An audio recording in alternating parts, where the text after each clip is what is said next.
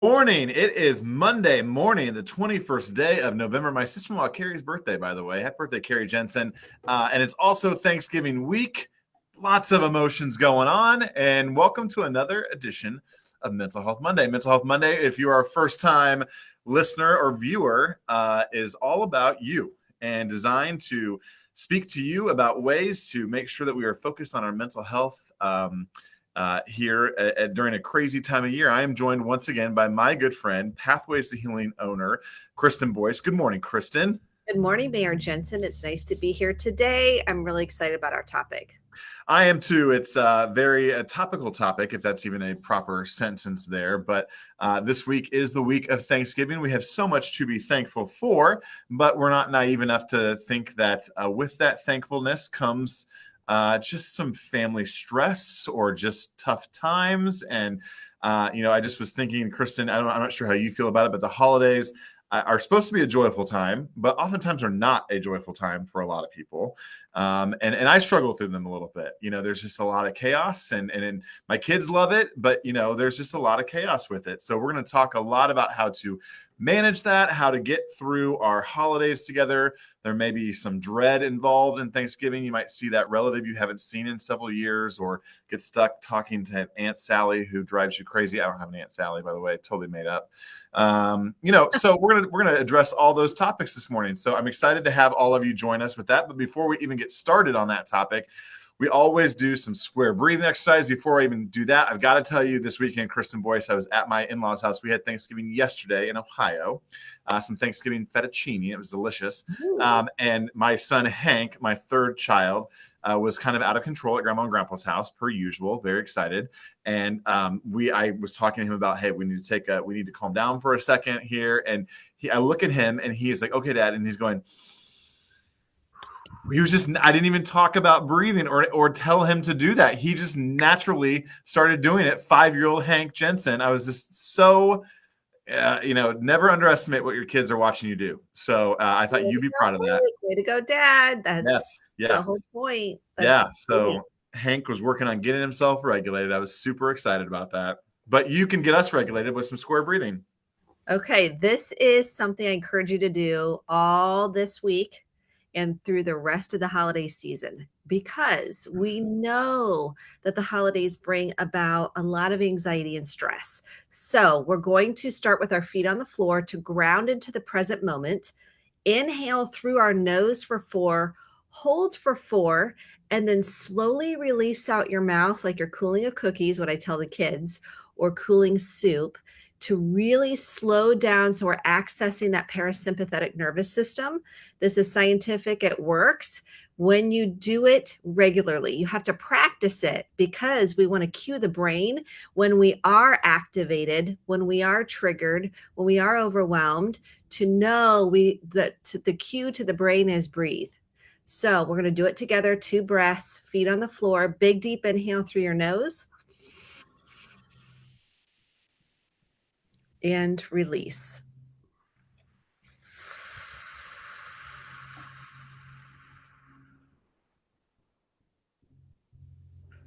You'll see I'm taking my time on that exhale. Mayor Jensen, I could see you kind of stretching it out, getting the tension out of your shoulders. We carry so much right here.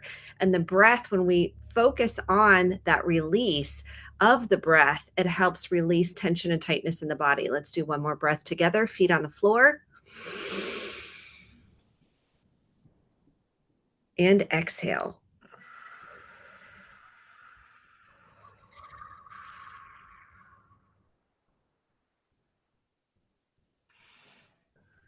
I can just feel the difference already with 2 breaths.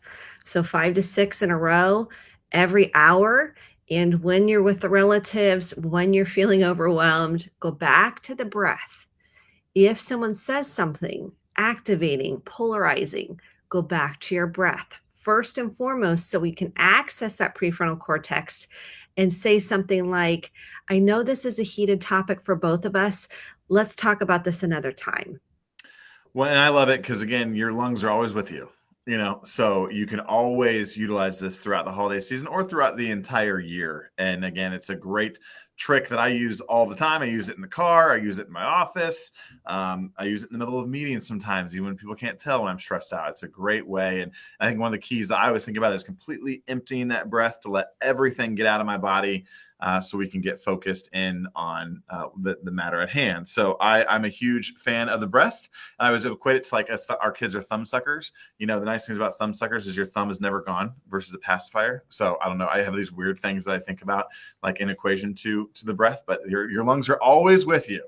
So they'll never leave you. So and thumb sucking is, self-soothing. Yep. It's calm that get from the sympathetic to the parasympathetic, to use scientific terms, in the nervous system. So that's one way. You're right. The lungs are always with you. The breath is always with you. Yep, exactly right. Like you're going to have a panic attack, I tell people just do exhales. Yeah. Just exhale, exhale, exhale, exhale. Instead of trying to get that full breath, once you get that feeling of I can handle it, then you can try taking the deep breaths if you're having a lot of panic. Yep. Love that. And again, so we're gonna dive into this conversation. Panic attacks are frequent all the time, but certainly during the holidays as well. So we're gonna dive into this entire conversation. Just a word of note: if you have a question throughout this conversation or want to just chime in and say hi, happy to have you do that. Use the chat there. If Kristen and I can't get you an answer right away live on air, we'll certainly go and seek out some answers for you later. But we're gonna kind of break this into 3 segments here around the holidays, Kristen. We're going to talk about holiday triggers. We're going to talk about setting boundaries and then kind of surviving the holidays, kind of a catch-all there at the very end. So really kind of with surviving the holidays is kind of a last bit of it. But triggers, I think, are really, really important because, again, I think there's been a lot of topic and a lot of conversation around triggers. And so I think maybe kind of can you start talking a little bit about what even a trigger is, and then more specifically around the holidays, what a trigger might look like. So triggers live within you. They live within your nervous system. They live within your body. So a trigger is an activation in your nervous system that feels a level of intensity. So for example, a trigger for me might be when my child is not being polite, so to speak, or using their manners. And so a trigger might be, and it's not them triggering me, it's my expectation, which are resentments waiting to happen, that I have I own my trigger. So it's not something makes you or someone makes you feel that way. It's already inside you. It's already there for a reason. So, and it may be something that is related to your past that needs to be processed or dealt with. So for example, my trigger around manners, that goes deep. That's like, am I good enough as a mother? That have I taught them to be, humility? Have I taught them gratitude? Have I taught them to be polite? And really what my main thing is that I want to teach my children is to, 1, tend to themselves and be who they are, and give them full permission to be their authentic selves. And once they can do that, then that gratitude kind of flows out and they can see other people and acknowledge other people and how they feel because they're doing that for themselves. So, but I have to manage what I want and not project onto my kids, because triggers are really a lot of times connected to either something from the past or their expectations. So for example, like, do you have expectations at the holidays that it's going to be all joy and all these wonderful memories? Of course. And oftentimes, right? Yeah, that's the holidays for you, right? It's a Hallmark movie everywhere you go. Yes. And it's not real because chances are it doesn't go like the Hallmark movie, or maybe you have some grief that you're dealing with this holiday season that you haven't before, or maybe there's this feeling of dread and overwhelm. It's okay. I think we set this up like we have to be a certain way, and when we're not, we're in shame or guilt, like something's wrong with me, or I feel bad that I don't want to go. And sometimes what I want to tell people is, what is going to be most healing for you is giving yourself the permission slip to set a boundary for yourself. So what does that look like? It might look like, thank you so much for the invite. Could we do the holiday on a different weekend? Because I just want to stay home on the actual day of the holiday. I'm just feeling overwhelmed and stressed. It might look like, hey, could everybody pitch in and bring a dish? It may look like having a plan. I always have clients map out plans. So, for example, if they feel activated by a certain person and they know that the person's going to want to talk about, let's say, politics, or so, because that's the hot button right now, Mhm. having a plan, an exit plan. So, it might look like, hey, I really love you and I care about you. And this topic seems to really get us in a bad spot. Let's not talk about that right now. And let's put a pin in that for later. Or you might say something like, hey, I don't really want to talk about that right now. Head to the bathroom. You might even think about a timeline of leaving early. So it might look like you and your family has a plan on what time you're going to leave instead of feeling trapped, instead of feeling like, oh, I don't want to hurt anybody's feelings. You tell them ahead of time, hey, we can stay for 2 hours and then we got to head out. And we're so excited to see you. That's it. So you already had the plan ahead of time and you've communicated it ahead of time. So everybody's on the same page. Have plans.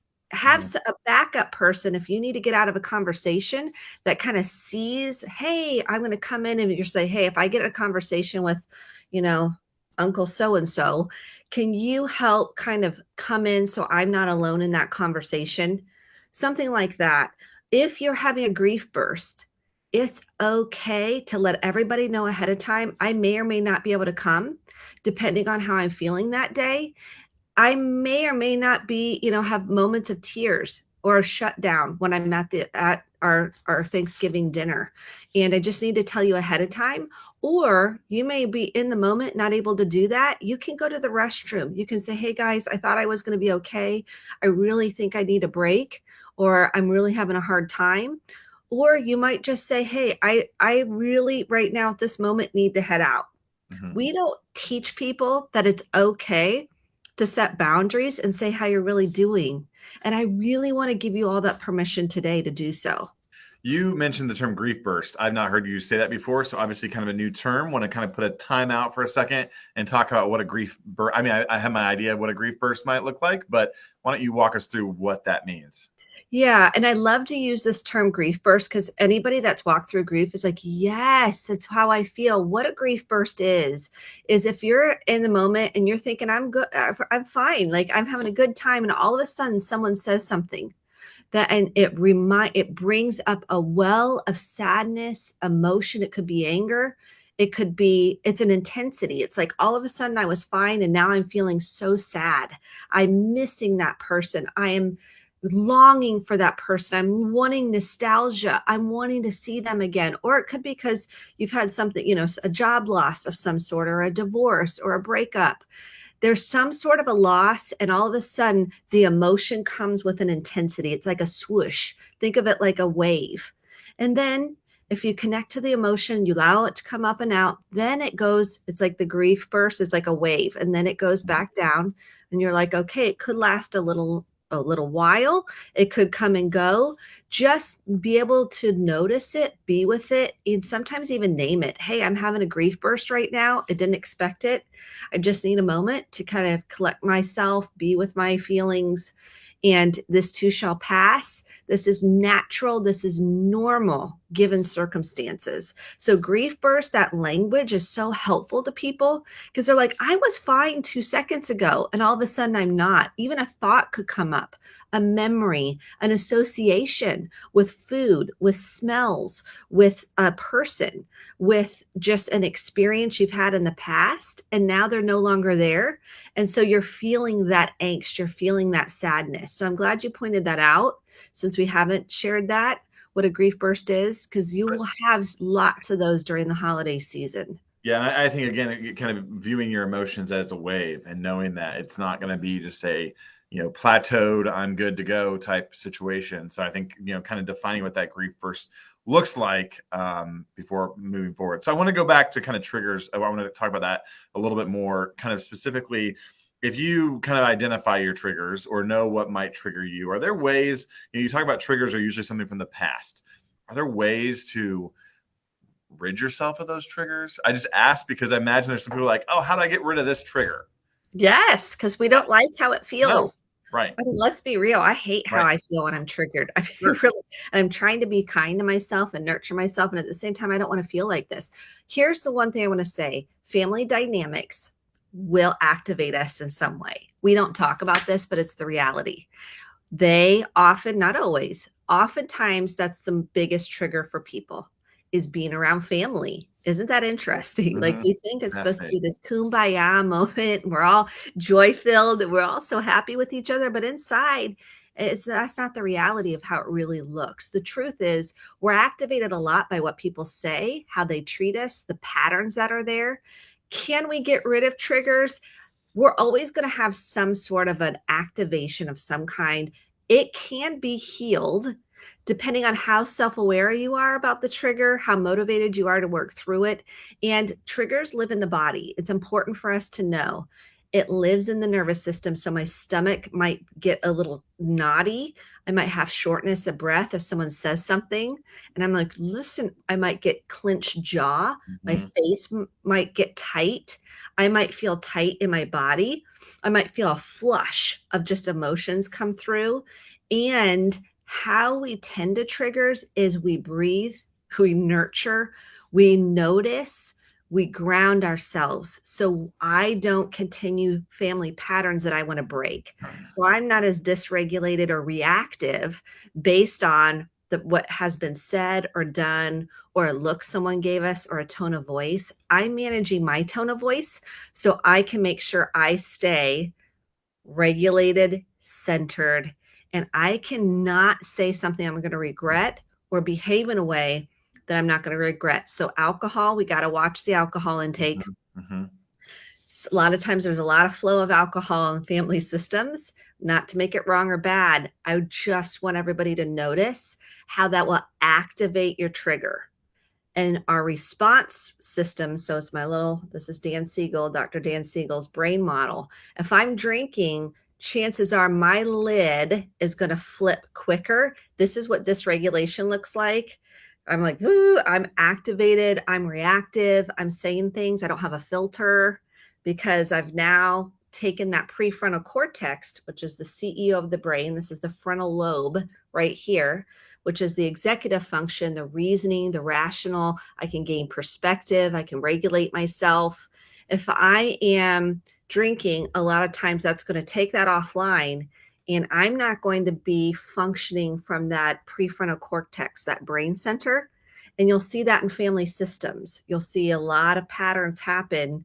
And we think, well, I just like to pair the turkey with the wine. Okay, there's Hmm. nothing wrong with that as long as we know where the line is drawn and takes us off that offline. And So I was going to comment about that too, because I imagine that also may be an embedded coping mechanism for stress around the holidays. Want to talk about that? yes, good point. Yes. Very good point. Because we Not want to only do take we love the turkey and the wine, but also makes the holidays that much more bearable. But then we're actually more anxious afterwards because we said something that we regretted because it was stupid and etc. here's an unpopular opinion of mine.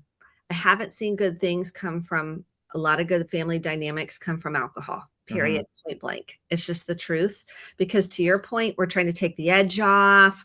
We're trying to kind of numb out maybe some things we don't want to feel. We're not maybe even aware that we're doing that. It's just so automatic. Like this is what we do during the holidays. We drink, we play games, we numb with alcohol, yet we've never really named it, called it out, or noticed the impact it has in our ability to connect. So, alcohol, we think it's a connector, it really is a disconnector and a depressant. So, if you're already feeling lonely, isolated, and sad, alcohol is going to be a depressant in your nervous system. So, you're going to feel more depressed, even more isolated than you did. And when you can say, you know what, I'm not going to drink this holiday season. And when this is the big thing, drinkers like to drink with other people. And so if you say ahead of time, hey, I'm not going to drink, I don't care for it. Or in the moment, if they say, hey, you want this, you say, no, thank you. You can bring non alcoholic beverages to the meal. You can come with your own beverage to replace that. of any sort. So if let's say you wanted a soda instead, or you wanted coffee, or you wanted something different, bring your own drink if you feel like you might not be able to handle it, or if you really feel like the alcohol is too much of a hindrance, it's okay to say, I can't come. Thank you for the invitation, and I'm not going to be able to make it. If Mhm. that is going to impact, if you're in a treatment program or you're in sobriety, I recommend, this is something I've been working with a lot this holiday season. A lot of people are working on sobriety. And I say, if you have a child or a grandchild or anyone in the family system working on sobriety, no alcohol at the family function. None. Can't have it around. You've got to lock it up. No alcohol at the family function. Now, if someone's in sobriety for, let's say they've been sober years and years and years, and they're comfortable being around it, that's a different ball game. Someone in early sobriety, no alcohol at all at the family function.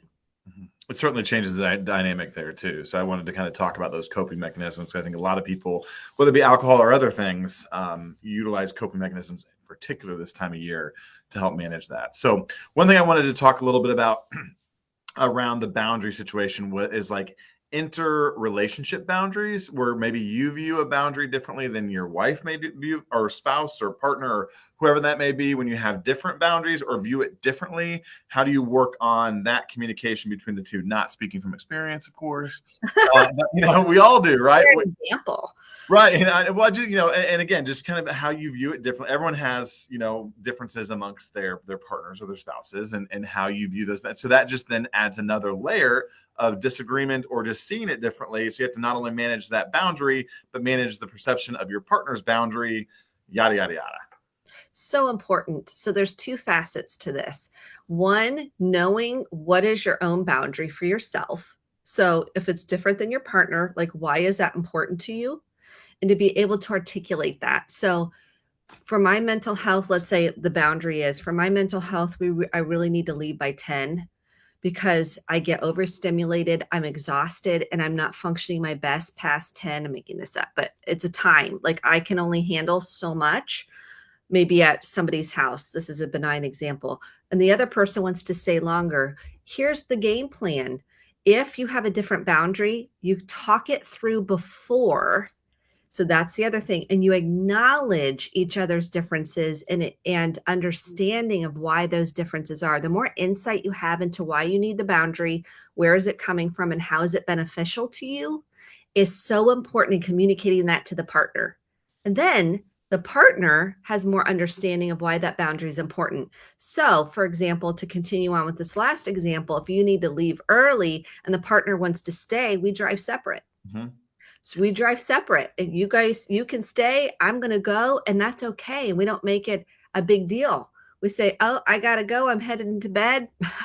Night, night, lights out. You guys Mm-hmm. have a good time. We'll see you later. Mm-hmm. If that's possible, you can work on a compromise and stay open to the possibilities.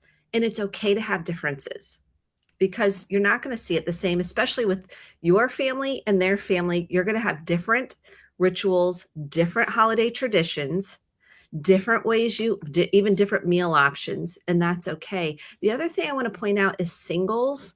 The holidays can be very triggering for singles. They can feel isolated and alone, and we make a lot about romance around the holidays and having a partner, and also a support group. A single support group is really helpful, and talking about it with friends that are also single or that have a lot of empathy is important. Yeah, those are all, like I said, I just think it's important to talk about, that it's okay to have different boundaries at the holidays. And just, I think from what you said, is kind of communicating those up front with each other, and knowing that my boundary is okay. Your boundary may be different, and that's all right that I have a different boundary. So just adds another layer. So as we wrap up this segment, kind of going into Thanksgiving week, we're 3 days away from Thanksgiving, kind of your top 5 SOS toolkits, if you will, to kind of survive this holiday. What would Kristen Boyce's top 5 look like?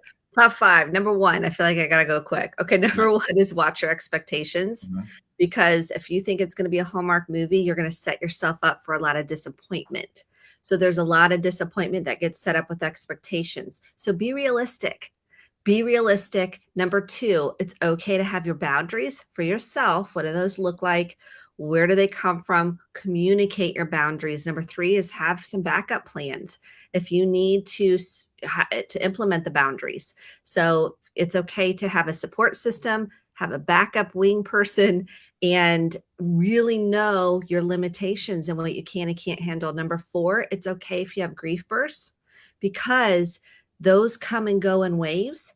And when you know what it is, you're able to offer yourself that empathy and compassion instead of shaming yourself for that. Or, and then when we set our boundaries, instead of feeling really guilty, you can go, it's okay. My mental health is number one. This is so important for people to realize. What is best for your mental health? We've never really talked about that around the holidays. And what's best for your mental health may be different than someone else's. And that's all right. Knowing what you need and being able to articulate that and give it to yourself, that's called self-care, and that's important for your emotional stability and well-being. And number five is if you've processed emotions, you've named those emotions, you've been with those emotions, gratitude will come. What are you grateful for? We push gratitude first, which is great. I love gratitude. I'm a gratitude practice in my journal and say it out loud. When you go around as a family, what are you hoping for as it relates to connection? So maybe we focus on being specific when we say, I love to do this as a family, and I'm the choosy one in the family. Let's go around and say what we're grateful for. And I try to make it about connection, authenticity, and of course, health and those kinds of things. But be specific when you're being grateful to somebody.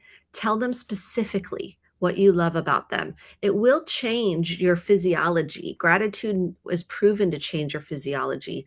It's not toxic positivity. It's a very big difference. Toxic positivity is like, just be happy and thankful for everything. And someone going through depression, anxiety, trauma, that does not work. That is a detriment to their mental and emotional well-being. That's not what we're talking about. We're talking about being able to have your emotions and practice gratitude at the same time. And I just want to say you matter, you're important, you're loved, and you're enough, because the shame gremlins come out during the holidays and tell us we're not, because we have to have these wonderful memories for our children.